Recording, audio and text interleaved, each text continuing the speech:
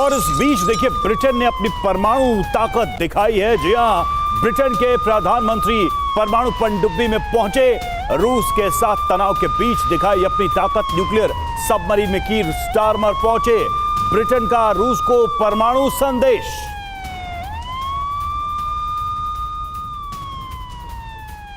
Exclusive तस्वीरें हैं कीर Starmer की, और जब से शांति वार्ता हो रही है, जब से ट्रंप अपनी पहल कर रहे हैं, तब से ये देखने को मिल रहा है कीर स्टारमर का स्टैंड बहुत ही स्ट्रांग होता जा रहा है। रूस के खिलाफ उनके जो बयान हैं वो भी काफी आक्रामक रहे हैं रूस के खिलाफ।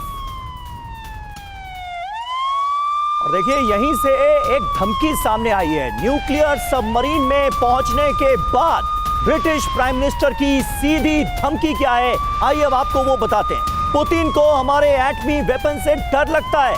13 साल बाद यूके के पीएम पनडुब्बी में पहुंचे और ये धमकी दे डाली।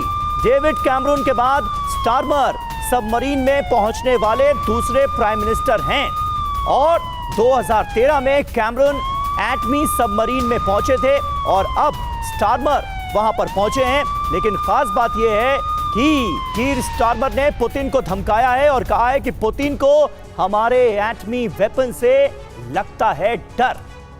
जी हां, तो ब्रिटेन का ऑपरेशन न्यूक्लियर शॉक क्या है ये ऑपरेशन? देखिए कीर स्टारमर ने न्यूक्लियर तैयारी देखी, किस तरह की तैयारी है ब्रिटेन की। समंदर में परमाणु शक्ति की ब्रिटेन की चौथी सबसे घातक पनडुब्बी में वो सवार हुए। हाल ही में एक मिशन से लौटी है रॉयल नेवी की सबमरीन।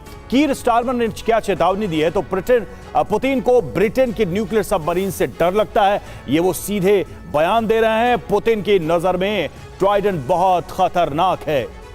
जी हां, इसके मायने क्या है ये समझिए। टेंशन के बीच रूस को दिया जा रहा है सीधा परमाणु संदेश।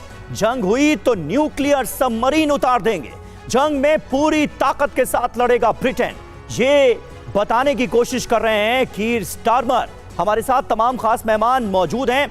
कॉमोडोर जीजे सिंह साहब, आप काफी अरसे बाद हमारे स्टूडियो में पधारे हैं, वरना लाइव आपसे डिस्कशन होता था।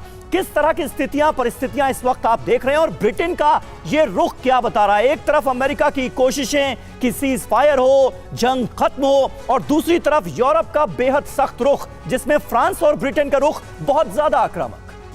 देखिए, सबसे पहले मैं ये कहना चाहता हूं कि जो ब्रिटेन का रुख है वो इसलिए सख्त है क्योंकि हमने देखा है कि वर्ल्ड वॉर सेकंड की जो सुपर पावर्स थी उस जमाने की, जैसे कि ग्रेट ब्रिटेन था उस टाइम, फ्रांस था और जर्मनी थे, ये तीनों देश जो नेटो कंट्रीज के हैं और दूसरी जो तमाम कंट्रीज हैं नेटो के अंदर, वो एक चट्टान की तरह जो ज़ेलेंस्की है यूक्रेन के पीछे खड़े हो चुके हैं। जिसके साथ मैं देख रहा हूं कि जो ज़ेलेंस्की हैं उनका हौसला बुलंद है और उसकी जो टेस्टमनी है, जो उदाहरण है, वो आप सूजा के जो गैस स्टेशन के ऊपर जो तबाही 10 किलोमीटर तक जा रही है, वो एक उसका सिंबॉलिक मैं समझता हूं कि सबूत है। दूसरी बात ये कि जो ट्रंप साहब थे, जब वो आए तो उन्होंने एक बड़े आते हुए, जिसे कहते हैं कि अंग्रेजी में कहावत है कि new broom sweeps better than the old one.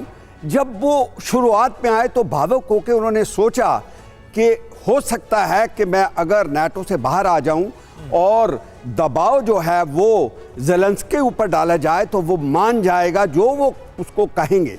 मगर हमने देखा है कि अभी जब पूरा यूरोप खड़ा हो गया, इसके पीछे ज़ेलेंस्की साहब के पीछे खड़ा हो गया, तो अभी मैं देख रहा हूं कि जो यूएस है, प्रेसिडेंट ट्रंप है, उनका भी रवैया नरम हो रहा है, दिन ब दिन के बाद नरम हो रहा है। जैसे कि अभी 1-2 दिन हुए पहले उन्होंने बात की है ज़ेलेंस्की के साथ और वो उसकी जो रिपोर्ट आई है वो ये है कि बड़ी पॉजिटिव और एक अच्छी बातचीत हुई है।